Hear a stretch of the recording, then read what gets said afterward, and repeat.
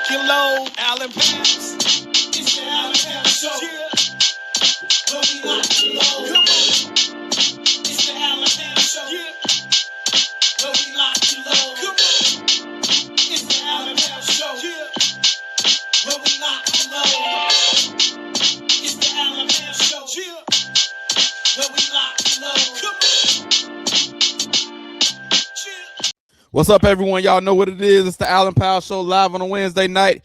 NBA playoffs are in full effect, and we got some people that has advanced already. And so we got some updates to talk about, games going on right now, and then we got to talk about the teams that advanced further on, OKC and the Spurs. Right now, we got games in action, Pistons and Magic. I think, to me, we haven't discussed this a lot, but this got to be the shocker. I don't know what's, Magic is up 3-1 right now.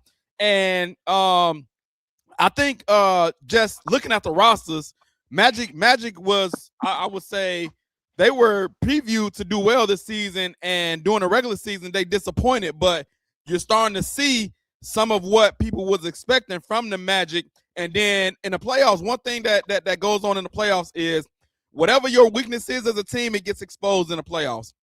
And a lot of people were saying that Detroit don't have a lot of scoring besides Cade Cunningham. And even though Durant made the All-Star team, like, he's limited with his offensive skills. And it's starting to show, and they don't have a lot of options after Cade Cunningham. So Magic up 3-1. I think let me see what the score is right now. I think the Pistons are up right now, third quarter. But this has, I want to ask you this, Vic. Would this be a bigger upset than when the Nuggets, I believe, knocked off the Sonics? Yes, and yeah. You see, Kembe was laying on the ball, laying on the ground with the ball, and he couldn't believe it. Yeah. I remember that. Yeah, it would be, bro, because even when we discussed this like 3 weeks ago, we were talking about some of the matchups and things like that. I said I like Detroit in this matchup. I really didn't give Orlando a chance. I had Detroit winning like 5 games or something like that. So as a realist, as a person that keep it a buck, I have to say that I was wrong and give Orlando their credit. What they are doing is something that other teams couldn't really do because you get to play a different team. They are exploiting Detroit inside. They are much bigger than Detroit. Detroit is small too. Outside of having a lack of second scorer, they also small down low, bro. Yeah. I thought because of Detroit at least home court advantage would play a factor, but that they took that away early, and then they handled their business at home. And so, Anthony, what you think? What are you thinking when it comes to Pistons versus Magic? Who did you have? And don't tell me you picked the Magic. You ain't about to sit here and tell me that. But what are your thoughts about this series? No, I didn't have the Magic winning this at all. I'm gonna be honest with you. Like Vic said, the biggest thing for the Pistons, I didn't realize how short they was, man. As far as their height, that's the biggest thing. And like you said, on Cade Cunningham, you can't put any blame on Cade Cunningham. This man, for all games, been dropping 35 plus points. Every single game, just been balling out. Even right now, as we speak, he has 37 points in the third. In the third quarter, balling out. And it's just been, like you said, the height. It's also been that defense that we thought was really good as far as, keeping the tempo, as far as being a good paint presence. It's just been exposed, honestly, bro. Desmond Bane, that dunk he had the other day, oh my goodness. Yeah. Bro, just took the soul from the Pistons. Insane. So Orlando Magic, got to give them props, man. I mean, I thought at least, first of all, didn't think Orlando was going to get in there. Not the Hornets were going to beat them in the play-in. I was hoping that happened. Right. Thought the Hornets were going to beat them in the play-in, but them coming in, Desmond Bane, Paolo Banchero been stepping up. So that's been good for them. I mean, I really am shocked. I really am shocked. Along with Kane too. Kane as well. He's been playing great too. But he had a crazy dunk. His dunk was off. He had a couple dunks that was like, who is this kid? Because I was like, I don't even know who Buddy is. Like, I don't even know where he came from. He just came out the blue, dunking on people all over the place. Right. But I would say this. Y'all talk about the height, but they got some, like Isaiah Stewart is like, he's a big guy, like as far as not tall, but Yeah, weight Kirk. and stature. Yeah. He got a He body. got some Durant time. is a grown man. You know what I'm saying? But it's so crazy looking at that, bro. You got to realize that Stewart, as big as he is, you got to realize, guess what he is, bro? He's 6'7". Yeah, that makes That's crazy. No. You got to think about this. Think about this. Banchero 6'10". Wendell Carter Jr. 6'11". The Wagner brothers, the Wagner brothers are 6'10" apiece. Yep. You know what I'm saying? Like, besides the two guys you named, Stewart and the other guy, and he's only 6'9", Stewart 6'7", and dude is big, muscular wise too. Both of them, Stewart and that guy, but not in height. Yeah. And I think like to your point, Vic, like that height is playing a factor in this series. Like, you know, Durant already limited as far as skill wise, footwork, you know, post play, all of that type of stuff. But when you can throw those bodies that you just named at them, like, and then you ain't got nobody, and you limit it offensively, bro. That's a problem. That's a problem. Yeah. And the Magic got talent. They have talent on paper. We've seen the Wagner boys go off before Paolo came to the league. They was giving people work. They were working out at Michigan when they were there. I remember following these kids from college. Like, they've been showing skills from day one of college, day one of the NBA, passing, cutting, setting screens, just playing the game fundamentally sound. Yeah.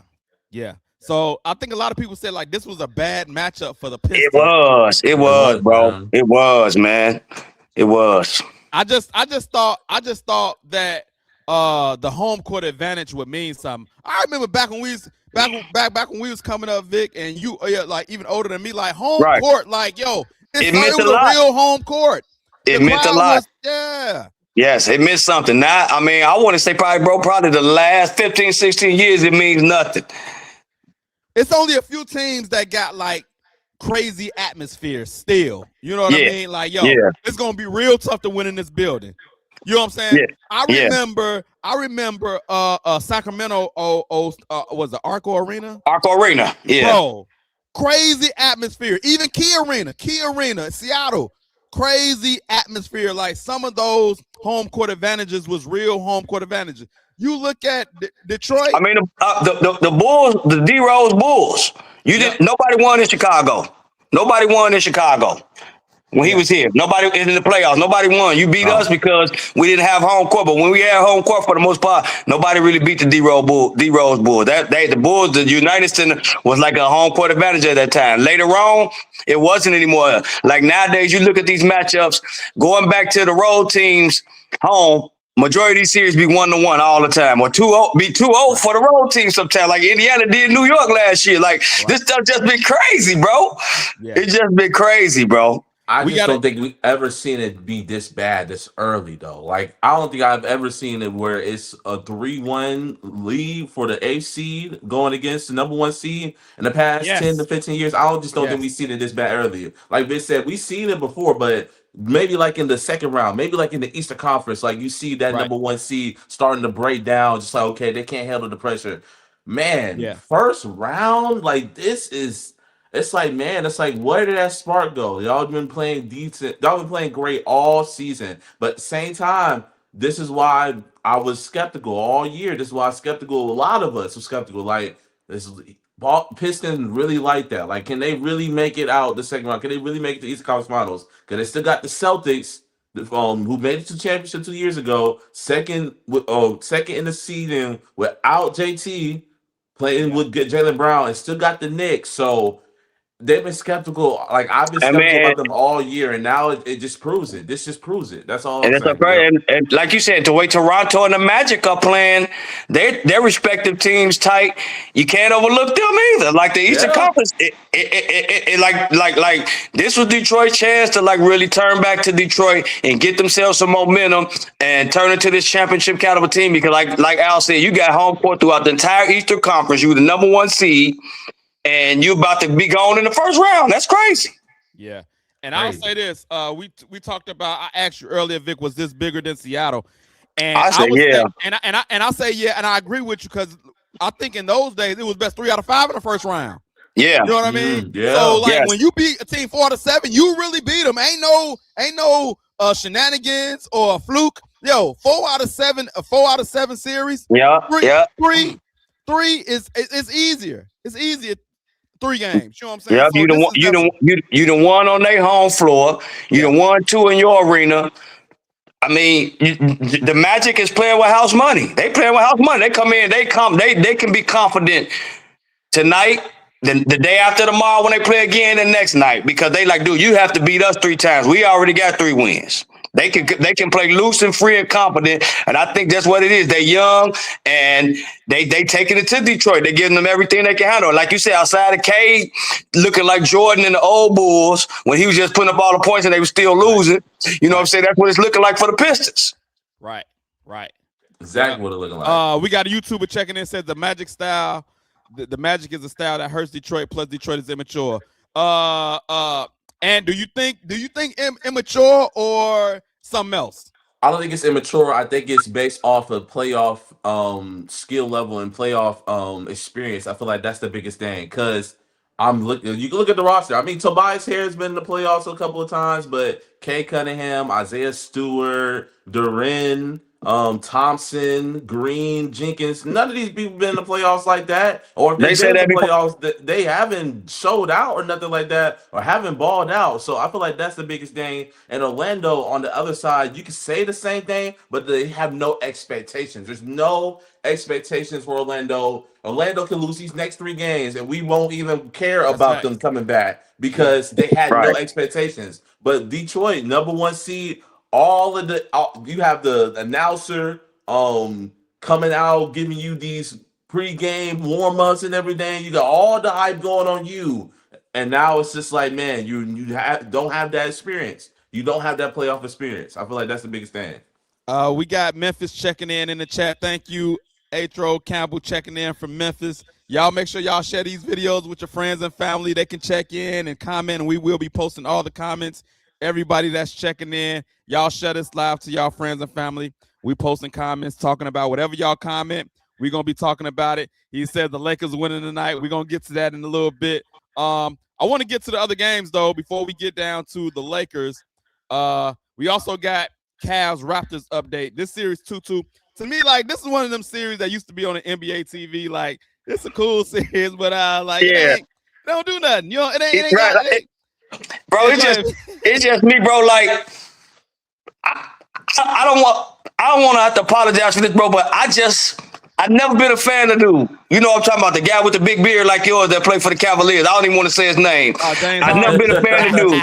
Yeah, I've never been a fan of dude. Though. So you know what I'm saying? Like, seeing that dude lose, it's like I'm cool because I don't like the way he played, bro. Like, he foul hunts every single time with the ball. Don't get me wrong, he's skilled.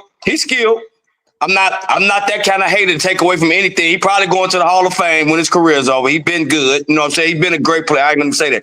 But he's not a winner. And his style of play does never conduce to winning. And I just don't see the Cavaliers winning anything. I think the Raptors gonna pull this series out and send them to the crib. I like the way Scotty Barnes playing. He looking like a young Grant Hill, Scottie Pippen type out there. Like, he racking up the assists, he playing killer defense, and he closing out games.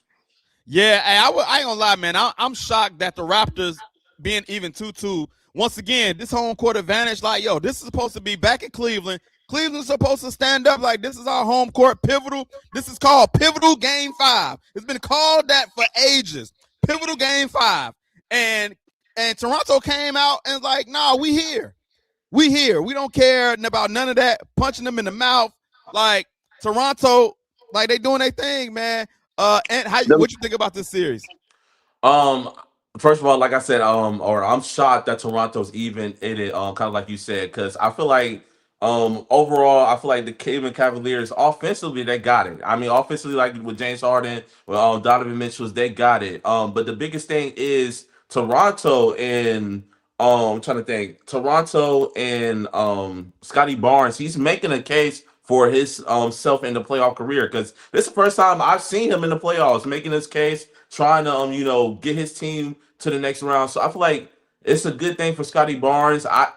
Like you said, this is kind of like the NBA TV matchup to where it's like you're not really interested, But it's just like, Not at okay, it's a all. good matchup. Like, it's a good matchup. You an NBA head, like, this is like, for you, this is a good matchup. But like, neither one of these teams I see going too far in the second or third round, respectfully. But I got the Cavaliers winning just because of their offensive tempo. Jared Allen, who's a great defensive player, just made a block, by the way, as I'm saying his name. Yeah. But yeah, I feel like the Cavaliers will be able to get this out. But in a closer 7-game series, not expecting that. Was not expecting that coming in though. Yeah, I would say this too, Vic. Yeah. The same reason why you don't like this series as far as James Harden. Yeah, the only reason a lot of people will watch, because I believe James Harden and Donovan Mitchell legacies are in the balance in these series. They are on the line. Yes. Yeah. I agree with you. That's they are on the line. Watching. And see, here's the thing I like about Cleveland, what he brought up. I do like Cleveland defensively because they're long. Allen and Mobley, they're long. But Toronto's long too, though, bro. That's the part about it. You know what I'm saying? Like, man, I'm like, there are many teams that can match Cleveland's size. Toronto's one of them. Yeah, they got a whole bunch of. Yeah, and why I like Toronto in the series just because of the lack of defense in the backcourt for the Cavaliers. Hey, that pause is for you, Vic. That pause is for you. You know what I meant, man. Man. Hey, you know what? We all secure over here. Yeah. We all secure over here. But He said but their lack of that, you know what I'm saying, that lack of defense in the backcourt, to me, is what hurt. What will be Cleveland's Achilles heel from not winning a championship or a mini series in the playoff this year. Just take defense in the backcourt. James Harden still is out there playing matador defense, and Donovan Mitchell has never been a defense. I've seen guys like Kobe White. I've seen guys like Kobe White and Io give him 40. You know what I'm saying? So, you know what I'm saying? And I believe Donovan Mitchell don't even have an excuse for him to play bad defense. Like, I feel like he got proper technique. He can play defense if he wants to. He chooses not to. James Harden, I feel like he can't. Like, his body shape or body type, the way he moves, he just not. He don't have it in him to play good defense. So you're gonna have one defensive liability. But I'll tell you one other thing that makes me mad about Cleveland. Jared Allen and Mobley, their size, like, get some post moves and dominate, man. Y'all too tall. And like, man, I seen Mobley. I felt like was supposed to progress this year. This is supposed to be his breakout year where he can, if you get some moves, bro, like, you have a body type like Kevin Garnett, but you won't get the tenacity that he have, and you won't work on your offensive game like KG had. And it's like, you won a defensive player of the year. You've been to All-Stars, and they giving you this accolade, like these accolades, like you supposed to be one of the main options for Cleveland, and you never progress up to that level, man. And it's frustrating. And Barkley talk about Allen all the time, like, you should be able to get 15 points, 16, 18 points easy, rebounding, moves around the basket, all types of stuff. And for whatever reason, if you look at them on paper, you look at Allen, Mobley, Mitchell, and Harden, why can't they put it all together as a team and be a real legit a championship contender? Because they have the talent, the potential, but it's never progressed all the way. I love you said that, especially with Jared Allen, man, because Jared Allen was at that like point to where he was like a lob threat and of course a defensive presence. Yeah. But it's like, okay, that offensive like development is just gone now. It's like where did it go? Like, it's just straight defense now. That's what he's known for, blocking, getting rebounds. But like you said, those second point chances should help him increase his points, but it's not. And I feel like that's where it's just like, okay, they're gonna be continuing to be like a mid 4th, 2nd, 3rd seed team, but they're not gonna be that number 1 seed team because, like you said, Jared Allen is not developing as far as that. So, I mean, it's an offensive game, man. I mean, you got James Harden added on to that, so that definitely helps with this case. But at the same time, it's just like, man, if Jared Allen could develop into that to at least 20 points. He's at 15 right to at least 20 points, man. Yeah. That could. I don't think it's gonna happen though. It's not gonna happen. If it ain't happened by now, it's a wrap. Yeah. It's like at a certain time, it's not it is what it is at this point. Yeah. This is who he is, and it's nothing else gonna happen. Go ahead, Vic. I'm more disappointed in Mobley than I am Allen, because Mobley is more skilled offensively. Yep. You know what I'm saying? And why he's not averaging a double-double and dominating and being honest, I'm saying this, being the best all-around player on that team, not just a scorer. Right. You know what I'm saying? Not just like being the best all-around team, because no, Donovan Mitchell the best player on the team. Okay, we get that. That's fine. But Mobley should be the best all-around player. And literally, when I was watching this guy at USC and watching him, and then later on I saw Victor Wembanyama, I'm like, they could have similar games that he could be kind of like that, because Mobley was a dominant defensive player at USC. Not only offense, he was a dominant defender in college. He gets to the NBA now, he just wanna shoot threes, and I'm like, bro, this ain't what you showed. This ain't what got you here. Right. This is not what got you here. No. Right. Now I know you want to expand your game and all that, bro. But what makes me mad when I see a guy like him, 6'11", 6'10", you having a bad game shooting, and you still take 3, 4, 5 more shots from the perimeter instead of getting down to the basket, getting in the rhythm, trying to get to the free throw line, getting in the rhythm, getting into game. These guys steady. Okay, well, you know what I'm saying? I can't make nothing. I'm just gonna go ahead and just keep on jacking up threes, whether I'm hitting them or not. Let me ask you this though, Vic. Do you think that's coaching or a personal thing? That's definitely coaching, because Ayo DeSumo said that after they asked him about interviewing playing for Billy Donovan, it said Billy Donovan told him, don't take any mid-range shots. Those are bad shots. Yeah. Don't take any shots in between the free throw line and the three-point line are bad shots. But the crazy part about these coaches, got to understand that when I go back and look at the player that we arguably say is the greatest player in the game, that's where he made his heyday at. I don't get it. Like, how these guys coach nowadays, I don't get it. How is a shot in between the free throw line and three-point line a bad shot? And that's what Michael Jordan lived at. That's the way he thrived at. This is where Kobe Bryant. This is where Kobe Bryant lived at. The way he thrived at. This is where Kevin Durant, even though he can't shoot threes, he is a mid-range assassin. This is where he lived at. Like, how is a shot like that a bad shot? I will never get it, bro. I will never get it. I agree with you. This is New Age NBA 2026. Brian, thank you for jumping in the show. What up, fellas? Give me your takes, man. So far, we talked about the Pistons and Magic. To me, that's the shock of the playoffs so far. The Magic up 3-1. Any comments on that series, and then Cavs versus Raptors as well? Man, I the only comment is, man, that's all Bulls draft picks right there doing that in Orlando, man. That's my main comment. Is, that's sad to see Wendell Carter out there double-doubles. I think he with Angel Reese. You know what I'm saying? He winning right now, man. Yeah, that's his girl. That's his girl. Come on, man. He done stole it from Vic, but it's all good, man. Right, you know what I'm saying? Hey, that is a fact too, man. I hate it when, like, bro, we couldn't wait for now. Wendell out there shooting threes all of a sudden too. He looked like a serviceable center. Like, yo. Well, one of these days, bro, I'm going to interrupt, but one of these days, bro, we should sit down and just look at from the time that Jordan retired, all of some of these great players that they came and went through the Bulls. We're talking about the Jamal Crawfords that they traded away and made All-Star team. Elton Brand, you know what I'm saying? Tyson Chandler, Defensive Player of the Year. You know what I'm saying? All these guys they didn't gave away. Laurie Markkinen, top 5 power forward in the NBA. Wendell Carter Jr. still only 24 years old, coming into his own. This is crazy, man. Damn. One of my favorite players of all time, Kyle Korver, he traded from the Bulls to the Hawks. Yeah, went to the All-Star 2 years later. No, 2 years later, man. You do this every show. We talking about some real stuff. Then here you go talking about a Kyle Korver. He's a role player. Kyle Korver's a role player, bro. Yeah. He was a role player. We didn't draft him. Did you not let me finish? He went to the All-Star 2 years later. We didn't draft him. We didn't draft him, though. We talking about some of the guys they drafted. That we didn't have patience with, and then they go. Yeah, we gave up on them too early. Yep. Okay, I guess Kyle Korver's not a part of that conversation. I'm glad he brought that name up. I got you. I don't know how, but I get you. Y'all didn't draft him, but okay. I guess so. The reason I'm glad, I'm gonna use the Kyle Korver reference to piggyback on what I heard Vic saying about Evan Mobley. He was a specialist. I think that is just what's wrong with today's NBA. There's no more specialists. Like, Evan Mobley should be your rim protector, maybe your pick and roller, catching some lobs.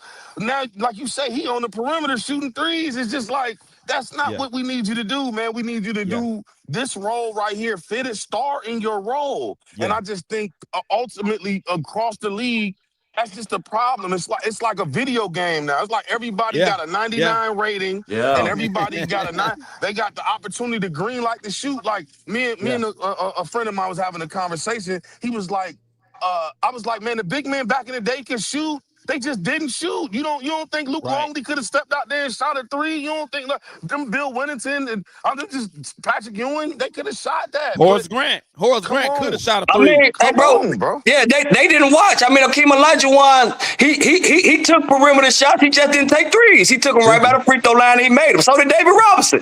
So Come David on. Robinson had an ugly jumper. David Robinson had a nasty jumper. Come on. Left But handed you man know, killing you. but you know Come on. what I think that's missing is the IQ as well. Like Mm. you have to know I have a mismatch in the paint. Why am I out here letting the defense off the hook? Because I want to shoot threes. Every once in a while, cool. But I'm gonna go down in the paint and dominate you because it's easier to get buckets down here. And Mhm. like I just think the IQ of the player is missing because everybody wants to shoot threes. Brian, what's your take about the Cavs and Raptors 2-2? And right now the Raptors up, I think 4 with 4:40 to go in the third. Man, these Raptors, they almost do this every year. Since we talking about with Kyle Lowry and DeMar DeRozan, it's like these guys, this organization with we don't even know half the roster, and these Yeah. guys go out there That's facts. and, That's and, facts. and they're a threat to get you to the conference finals almost every year. So I'm not surprised at what they're doing because this is an organizational thing. At this point, this is what they do. So it would be a shocker if they did win it, and because I don't really see them winning at all. But I mean, this is what this team does, man. Some of those players were there during that championship run, so they Yeah. know this. They know what this is like. So I mean, this is familiar territory I for think them.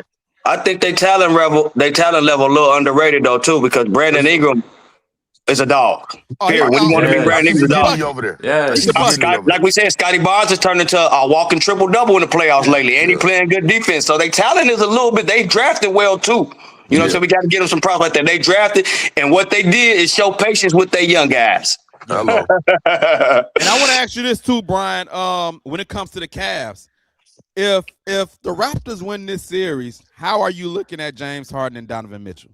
Sheesh. Oh my goodness. I mean, I'm willing to give Spider a pass. James, it's looking real bad for you, man. It's like nowhere you go do you really make a difference and Yeah. push him over the top with your skill set. Yeah. Excuse me. So Yeah. I think that's going to knock James Harden down a little bit. But I mean, the verdict has already been out on James. You know what I mean? He had a chance to change the narrative if he could win here, but it's not looking like that's going to happen ever for him. And I mean, there's greats that never win a championship, so it's cool, but it would be nice to see someone with that skill set actually be able to carry a team all the way through. We got a YouTuber checking in, says, could the Cavs win next year with Brian? And I'm gonna give the first shot to you.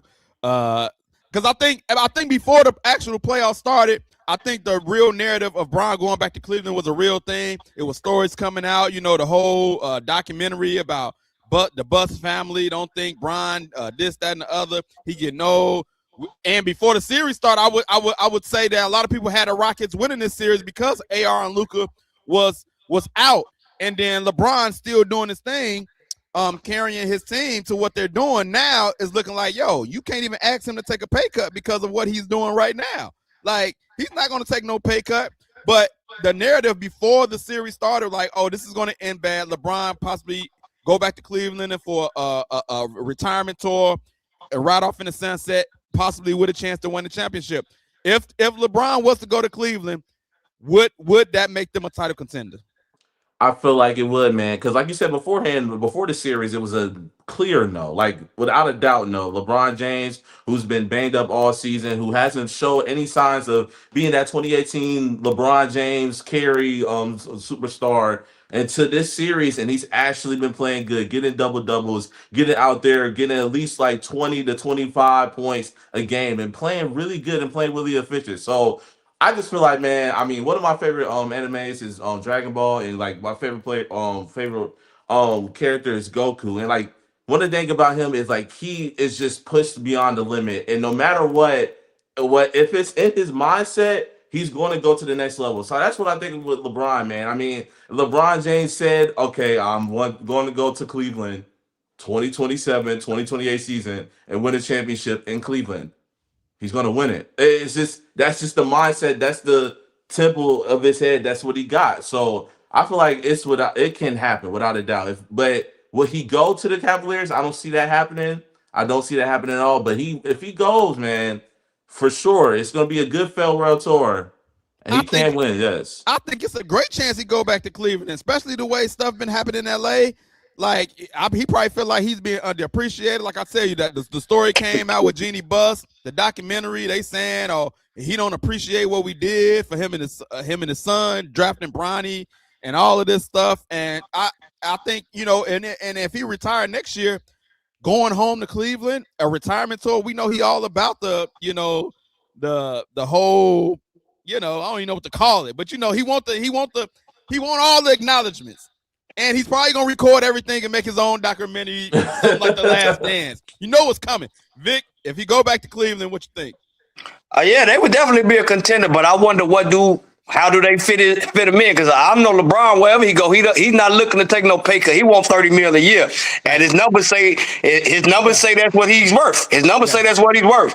I don't see how they fit him in on a payroll without giving up one of the other pieces that will weaken them, like an Allen or a Mobley. I don't see how, or if we gonna keep it a buck, is James Harden a free agent? Get him up out of there and bring Brown back. You know what I'm saying? I got no problem with that. I think they will do that though in a heartbeat. Not only he's still playing at a high level at his age, but all the revenue he's going to bring in just for coming back to Cleveland. Like, James Harden, we tried you out, it didn't work. Hey, get up out of here. Get up out of here. Allen, go back to OKC and be the sixth man or something. Yeah. You might win something out there. Go back somewhere and be a sixth man. But you as the lead dog, James Harden is the lead dog. He's not going to lead anybody to a championship. It's just like we said, bro. Think about this: how long he's been in the NBA. Guess what? One thing about him that we didn't even pay attention to. He has never missed the playoffs in his career.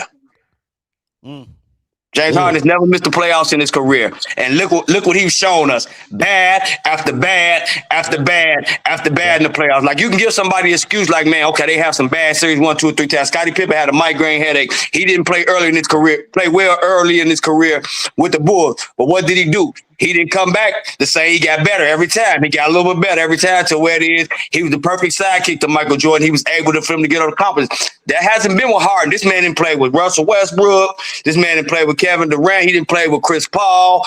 Like, dude has been everywhere. He didn't play with Joel Embiid, Tyrese Maxey. Like, this dude, Kyrie Irving, Kevin Durant. Like, he's played with probably 15 of the top 75 players of all time in his career, and he still can't win anything. And a lot of times be because he don't show up. Yeah, and it's like the numbers he's getting, like to your point, Vic, it's empty numbers. It's not contributing to winning. You look up, he got all these numbers, but has he impacted the game? And you don't see it with James Harden. I think that's what's going on. A lot of times he scored 35. The guy he guarding and got 40. He turns down for sure.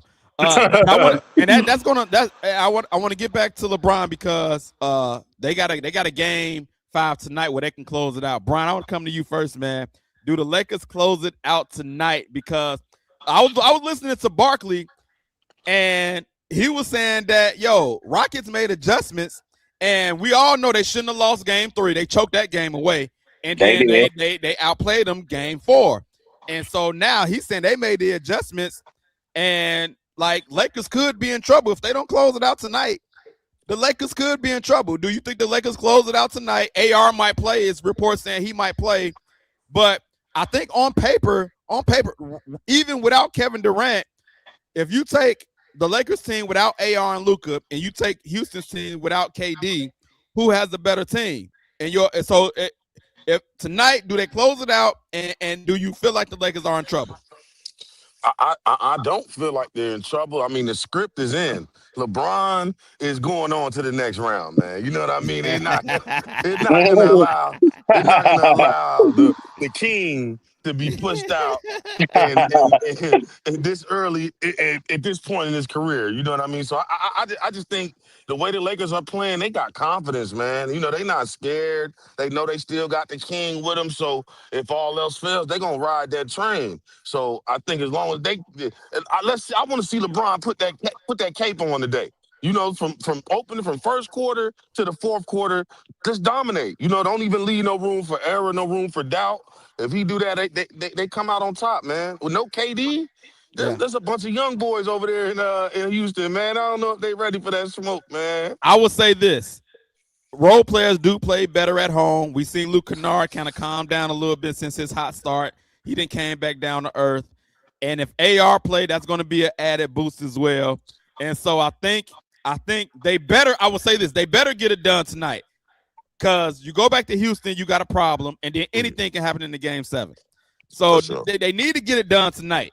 So I think this is like really game 7 right now before the actual game 7, because if Rockets somehow pull this off, which I think they got a chance, because as much as they have choked that game 3 away and they down 3-1 at this moment, I still like Ime Udoka as a coach and his attitude.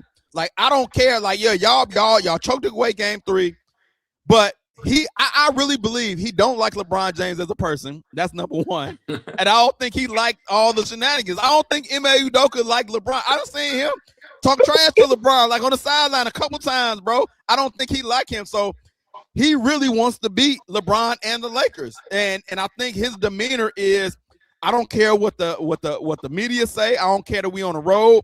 I still got young thoroughbreds. The Rockets team is young and hungry. And we got to remember, LeBron is still 41 years old, and the Lakers don't have a lot of young, skilled players over there, man. They got an old LeBron with a whole bunch of role players. And if AR play, AR is good. AR played great this year. But I'm going to tell you something, and I said this on a previous show, he's still a liability on defense as well. So as much as he give you on offense, he's a liability on defense. So I'm very interested in this game. But Vic, what's your take?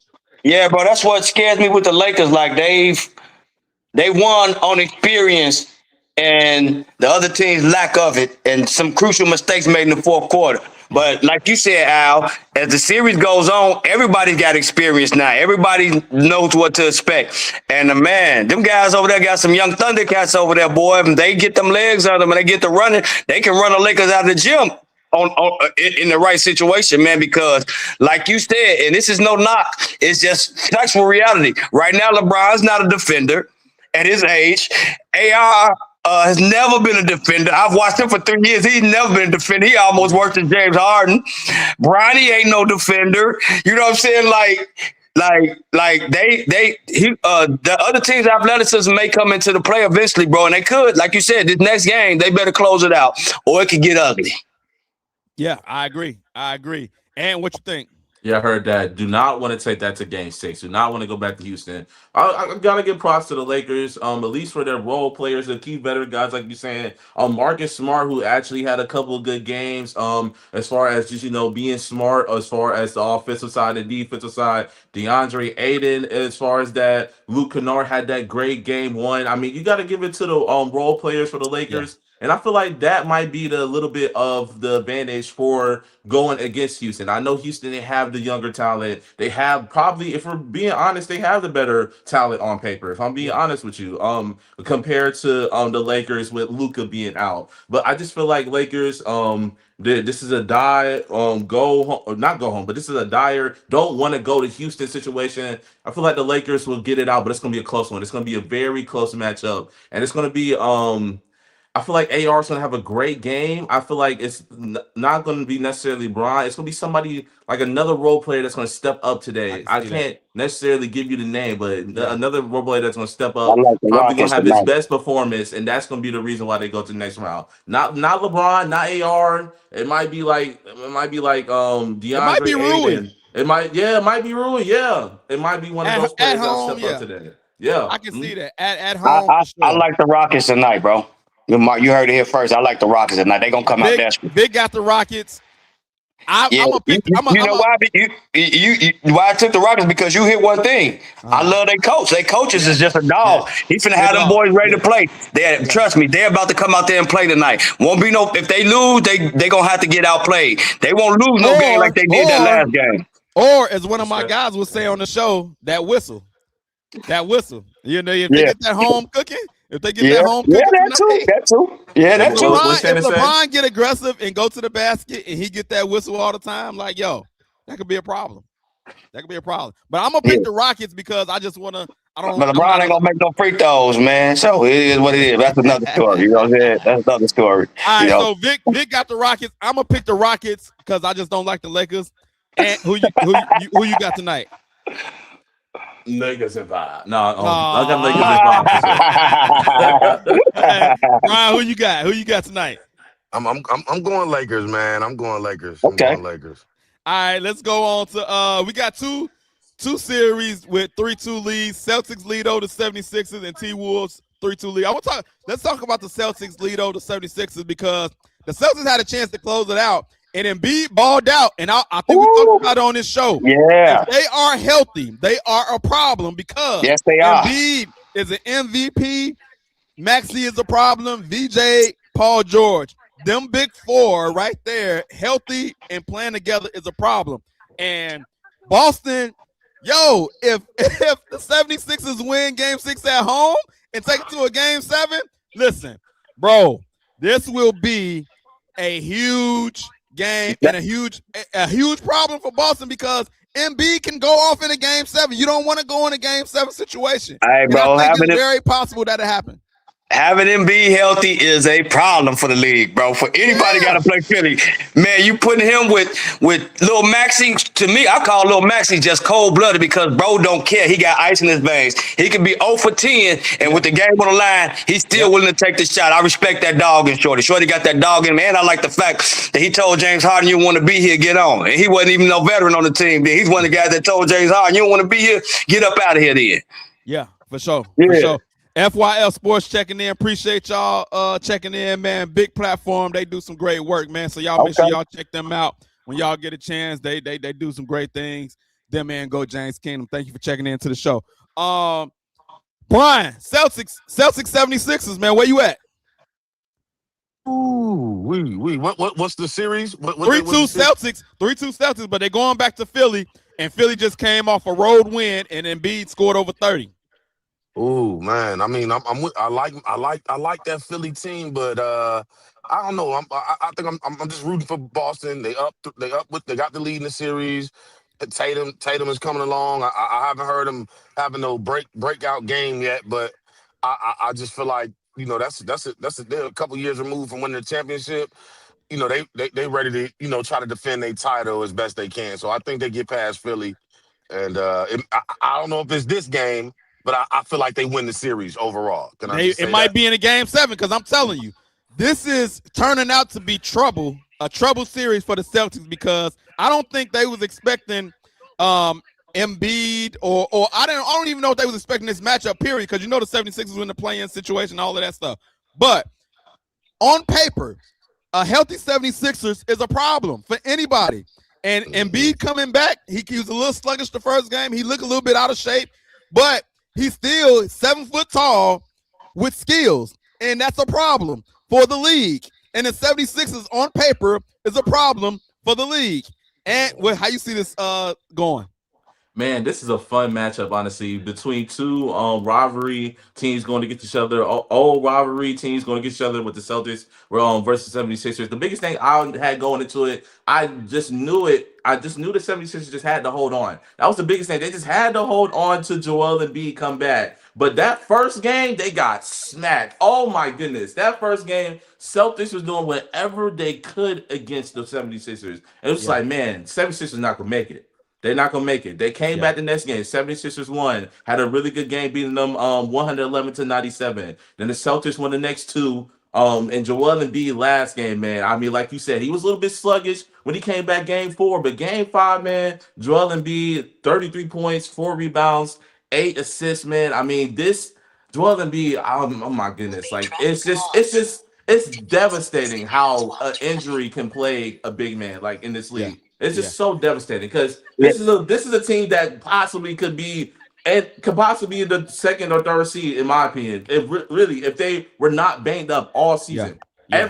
Everyone on this team has been banged up with injuries. Joel Embiid, Maxey, VJ, all of them. Paul George got was suspended. Everyone. I mean, so it's fun to see, man. And like you said, you do not, man. If the 76ers somehow win this game going into it, man, I feel like 76ers will win out in 7 games without a doubt. And I'm gonna tell you this: the reason why I like this, the way that it's going, because the big man, Joel Embiid, is showing you when you a big man and can dominate.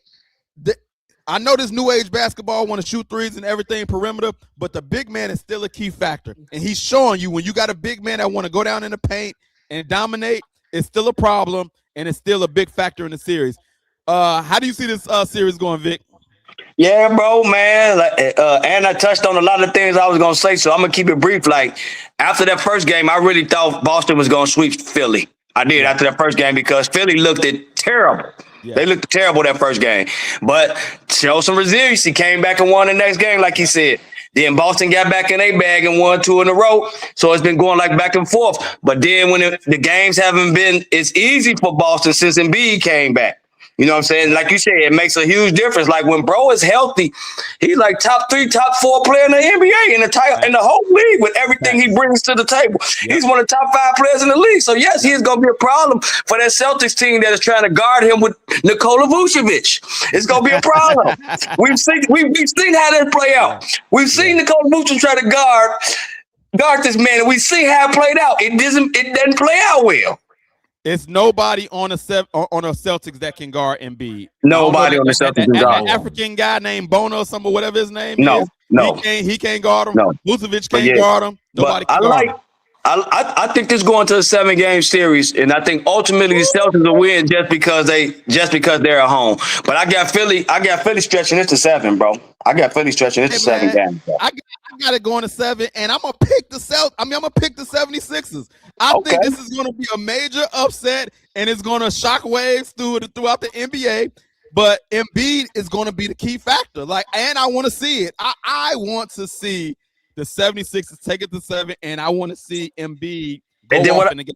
Yeah, and then what I also like about Philly, they got perimeter play. They got 2 guards who can score points, get buckets. Edge Coleman, Tyrese Maxey. Tyrese Maxey's a proven playoff player. Like this dude didn't put up numbers in the playoffs the last 2 years. everywhere he been. They got everything you need, and they got a championship coach. They got everything you need. So I'm looking forward to that. Jumping over to the T-Wolves and Nuggets, man. It's sad that T-Wolves don't have Ant Edwards or DiVincenzo, Dante, but they still up 3-2 going to the crib. I don't know if they got enough to close it out, but we seen what Ayo did the last home game he has. Vic, I'm gonna let you jump this one off first, man. Is it going to go back to Denver because they don't have enough? Yeah, it is, bro. It is though, bro. Just they don't. I already know Denver's playing. They're gonna come out and just try to get it down low to the Joker and get Minnesota in foul trouble, and then just open up the game and trip because they, like you said, they're missing their two top players on the perimeter. That's just kind of hard to overcome, especially one of them being a superstar, Anthony Edwards, who was balling out in this series before he got injured, was balling out, was leading his team, and probably they were going to beat them in 6 if he probably would have stayed healthy. They would probably close this out if he was healthy. But him not being healthy is just going to be tough. I think it's going back to Denver for Game 7. Hopefully Ayo can have another good game, man. He go for 35-40. If he go for another 35-40, and make up for the absence of DiVincenzo and man, they could win. Like, they really didn't have no answer for him. When I watched that game, like, he was not only popping threes, but he was bullying Murray and those guys in the post too. Like, he just, bro, that reminded me of what I see this little young dude playing for Westinghouse on the west side of Chicago as a freshman, putting up 17, 7, and 8. Yeah. That Ayo. Yeah. And I will say this, man. I like this series because Jaden McDaniels, he told everybody, Denver, they don't play no defense. They all trash defenders, basically. And then Ayo did what he did. He said it. Then he showed how they was trash, and he's accurate. Jokic never been a defender. As great as he is offensively, he's never been a defender. Jamal Murray never been a defender. The best defender that they had was Aaron Gordon, and he's limping around. And so you can get whatever you want. You can get whatever you want on that team. When you said that about Joker, that made me laugh at what Charles Barkley said about him. Say, buddy can't jump over a quarter. Yeah. Yes, he's just a very skilled big man. But it is great. As great as Joker is, he's terrible. He lacked the feet to be able to defend like that. His feet aren't the greatest, bro. Yeah. And he lacked athleticism, but skill wise, he's great. But he doesn't have the athleticism that most 7-foot guys have. Brian, does it go back to Denver? Are you there? I know you're freezing up a little bit. Oh yeah. I'm here. Okay. I think it goes back to Denver. You know, right now, Timberwolves they hurt. You know what I mean? They might well lick their wounds and come back next year because you know they don't really got much hope past this series either way it go. But I think Denver got enough offensive firepower to finish the series off, or you know, come back and complete the win. And does it go back to Denver? I don't feel like it goes back to Denver. Respectfully, I'm be honest with you.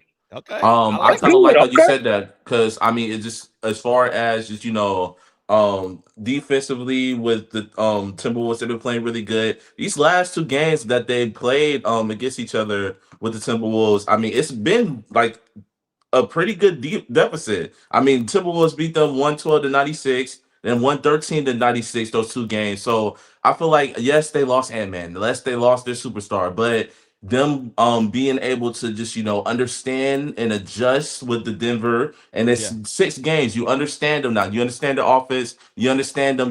And also the thing is with Denver Nuggets, they're banged up as well, man. Like they've been banged up. Like going into it, we didn't know Jamal Murray was going to be playing and going to be healthy. Going into it, like you said, Aaron Gordon is out there still a little bit limping, and Jokic was probably the only person that was healthy out there. So I feel like Minnesota's gonna win it because quite respectfully, I thought the Nuggets were gonna. I had the Nuggets winning this easily going into it, but the Timberwolves have shocked me. They have completely changed my mind, and I feel like the Timberwolves will in out today.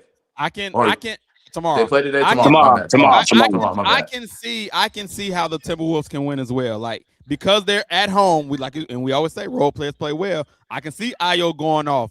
Jaden McDaniels, having a great game. And then I think the key is Julius Randle, in my opinion. If he have a huge game, that's going to allow Ayo to go off more and Jaden McDaniels to. And then, you might have a Mike Conley sighting or a Shannon sighting. And, you might get some different players come in and contribute. So, man. That's so crazy. You brought that up. Lost in all. Hey, my bad. Lost in all that, bro. Was TJ Shannon had 14 points in 13 minutes? Like he hooped out too. He played well. Them Illinois, Chicago boys carrying Minnesota right now. Yes, for sure.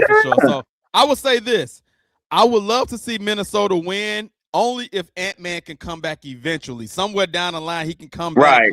And get back. Otherwise, I'd rather see a healthier Denver team go to the next round for better basketball. Agreed. But if Ant-Man can come back, so I think I'm gonna pick Minnesota. I'm gonna pick the role players. I'm gonna pick the role players to have a huge game and get Denver up out of here because I still, even though their defense hasn't changed, Denver's still suspect defensively. So I still think Minnesota's going to be able to get whatever they want to, and I think at the crib at home, they play great. They play great defense. I think what's missed a lot about Ant Edwards besides his offense is how good of a defensive player he is as well. Ant Edwards plays good defense. And so he's a big guard that plays defense, and that's another defender that they're losing. Mike Conley, old, and he's a small guard. So, him playing more minutes. They don't want to have to play him minutes if they don't have to. He's just a veteran for veteran presence, but he's at the tail end. He's at the end of his career, and he's a small guard. So, but I think the T-Wolves can close it out, man. All right, okay. Can I switch my pick now? I think I'm going After listening to you guys, I gotta say, man, Minnesota is gonna win this series. Hey, We got I want to see Minnesota. I want to see Minnesota win, but I was just thinking on the longer the Yeah. lines of like a classic game 7 between them. You know what I'm saying? And then it go to overtime, and you know what I'm saying? Just like I was just looking at some scenarios the NBA would sport and try to play out. But yeah, there is very well, like y'all said, for the reason that all three of y'all have said how bad the Nuggets are defensively. Minnesota could win this game tomorrow. They definitely could win this game tomorrow. And that home court is gonna help. I was so caught up on that loss of Ant. I forgot that they still got Io, they still got Randall, they still got Reed, if I'm not mistaken. And, you know, so they got enough pieces to win. Yeah. You know, but I just was wondering, can they close a must-win game without their closer? That was I think where I was at. Yeah. And the name, And I can understand that. I can understand that. And the name you just said, Nas Reed, we really haven't seen him go off yet, and we know he have the capability to go off. Like if he get hot, Nas Reed can put up some numbers, man. He haven't had that big game yet. And at the crib, this is a great moment for Nas Reed sighting where he go like 5 or 6 threes in the game, and then the crowd going crazy. I can see it. So yeah, I'm picking the T-Wolves, man. Man, yeah, getting Io, man, basically saving their season right now. Because he went out the last game, but he's played well for them since he got over there. Since he got over there, he's played well for them. He took their team to another level because people didn't realize he played more minutes. Once he got there, he played more minutes than DiVincenzo. He started playing more minutes. And look, that's another Chicago Bull. But that's what they were missing. That was what they was missing when they went down last year. Mike Conley and Rob Dillinger, they wasn't enough. They wasn't enough. They weren't. They needed somebody who had the potential to at least drop 43, even if you didn't do it. Conley couldn't. It's like he was scared to shoot. You know what I mean? So Io is like he is the perfect addition to what that man and that team. You know, he fits that team 100%. Right now with that man, he's the best player they have on the perimeter. He's their best perimeter player when it comes. You know what I'm saying? Yeah, he's their best perimeter player right now. Yeah. Hey, real quick, I want to get to the two teams that advanced. OKC Thunder sweep the Suns. Spurs advance. These two teams look like the class of the NBA. Like, we know they're gonna have probably either the Lakers or Rockets or this other series with Denver and Minnesota. But these two teams, well-oiled machines. Victor, Shea, go ahead, Vic. What you think about? Yeah, bro. Like the Spurs, bro. Remember we were talking about those Spurs at the beginning of the year. We like, man, they so young. They start out so good. Are they gonna be able to hold up? They done showed us they for real. They've showed us they for real. When you start winning playoff series, that's what we said we want to see you get it done. Now we judge you on what you do in the playoffs. They won a 4 playoff series with their young squad 4-1. We know what OKC is. They defending champs. Like we know what they are. We know what they are when they healthy. Like they basically unbeatable when they healthy. Yeah. They're basically unbeatable. So I would love to. I want to see what happens when they get up against a team like you said. Hopefully Minnesota can advance, and one of them have to play Minnesota, and they perimeter is just as good as the Spurs perimeter. Yes. And what you think about these two well-oiled machines?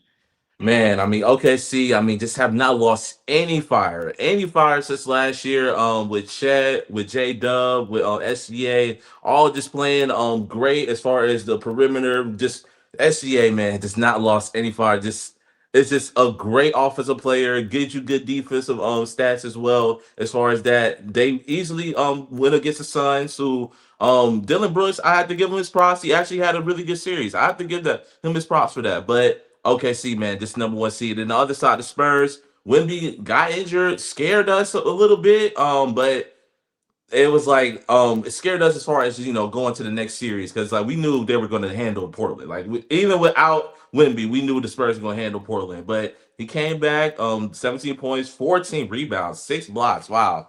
That's insane stats, by the way. But had a great game, and now they're going on. I still feel like the Spurs, man, I feel like it's Wemby time to shine, man. I feel like this will be his year to get that ring for the Spurs. Haven't seen it in a long time, in my opinion.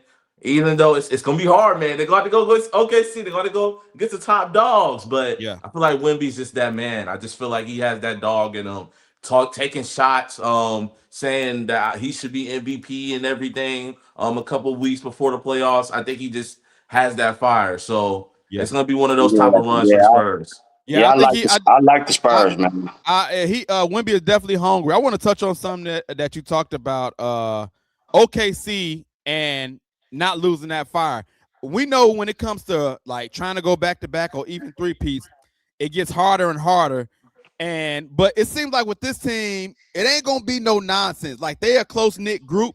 Like it ain't no Dennis Rodmans out there or no owners like, oh, we're gonna break the team up or we're not going. Everybody is under contract. You don't have no divas or egos in the locker room, and I think it's going to be hard because San Antonio is waiting in the wings.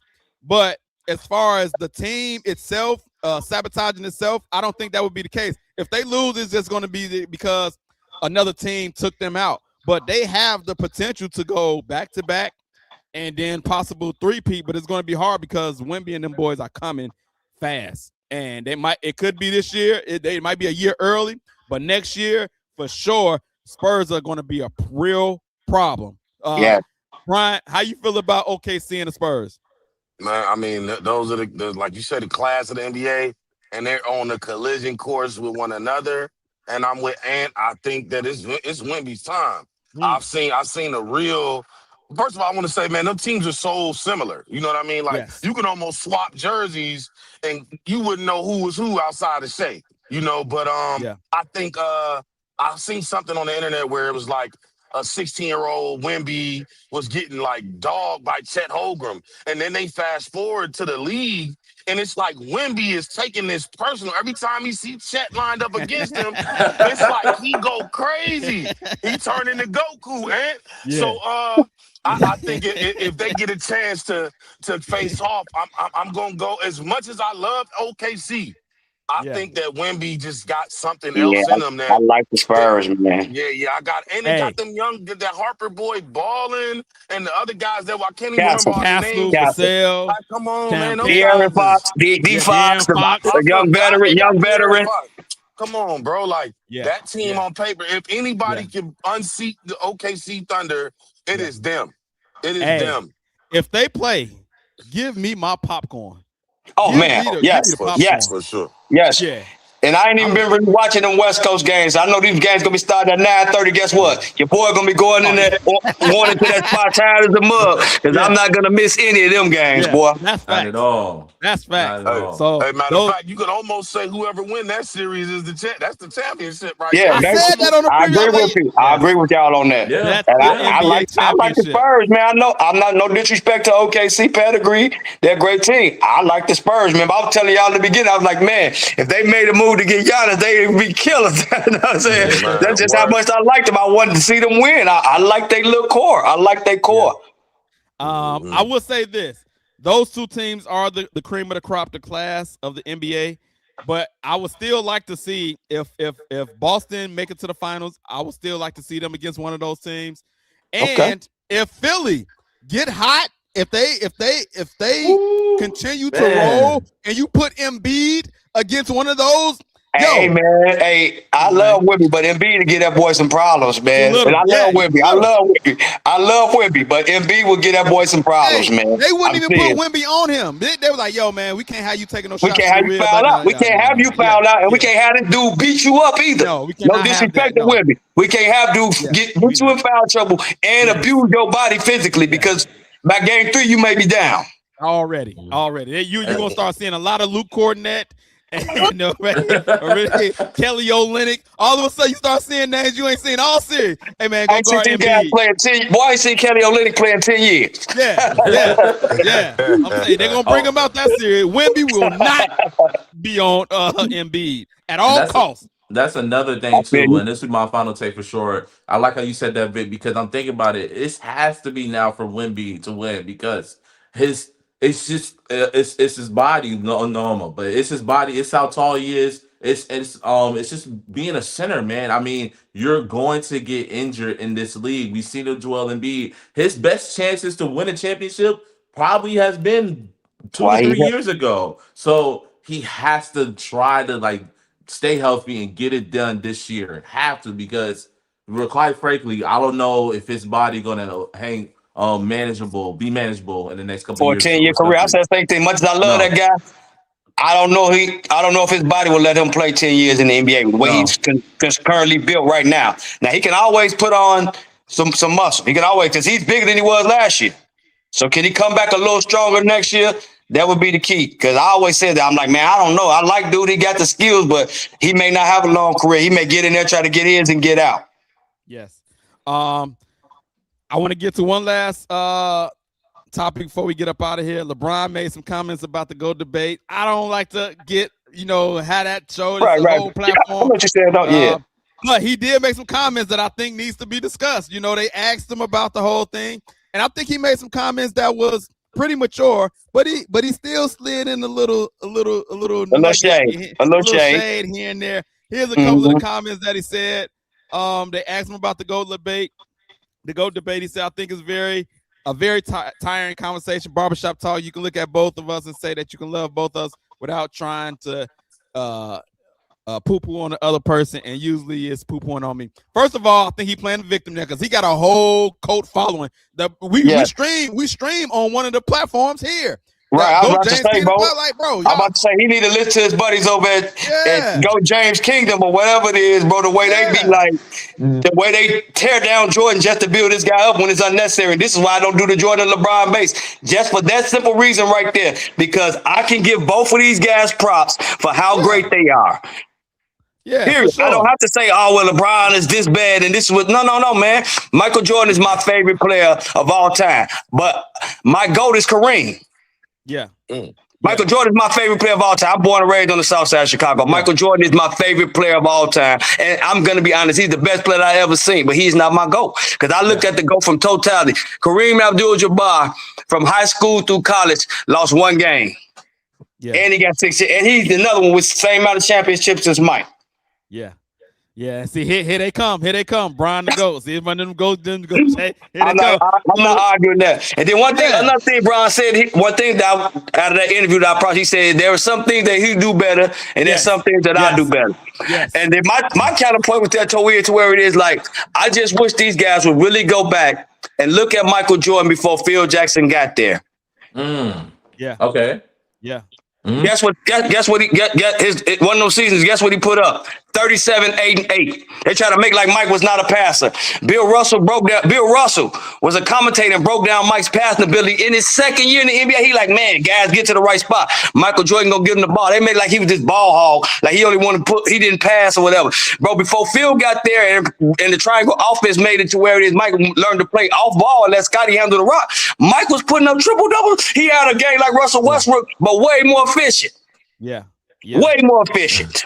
To me, Jordan can do whatever he wanted to do. They didn't know, like young guys don't even know that. Go back and look at 86, 87. The man put up 37, 8, and 8, shot 50% from the field and 90% from the free throw line. If he wanted to, like you say, if he wanted to, he can get more assists. If he wanted to, he could have shot more threes.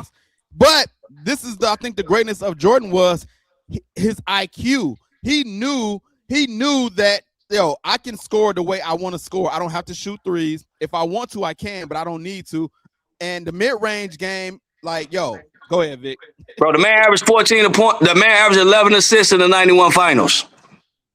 But Jordan led the Bulls in assists that first championship. Yeah, the man averaged 11 assists in the 91 finals.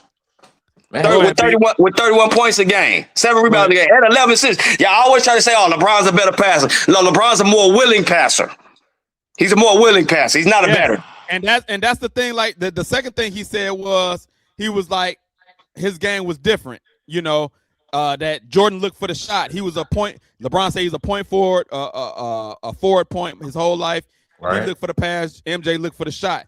And I agree with that. But I also think that's to the detriment of LeBron because to me, in my opinion, this is one of my critiques of LeBron was he always make the quote unquote right play.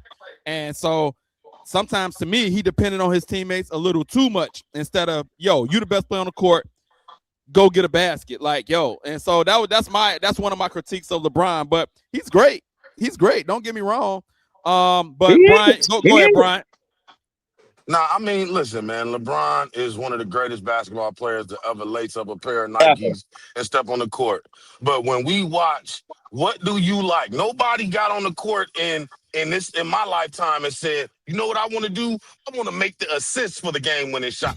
Nobody ever said that. We want to go and we want to win the game. Give me the ball. Let me do that. And I just feel like in all my years of watching LeBron, I mean, there were a few those moments. There were few and far in between where he stepped up to the plate and put it all on himself. I think it's early in his career, and I hate that they use the numbers. I'm just saying, early in his career, we can all remember LeBron did. It was in the fourth quarter. LeBron didn't even want to get fouled to go to the free throw line and shoot free throws. That's a fact. That's a fact. We remember this. So him making the right pass was out of necessity. Look, Jordan knew when the ball leaves my hand, it is in a worse position than it started. You know what I'm saying? I don't think LeBron, you can't really say that when it get out of his hand, there is probably a better shooter on his team than him. You know what I mean? There's probably a better dribbler, a more faster.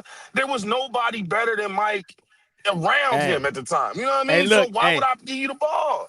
Here come the LeBron.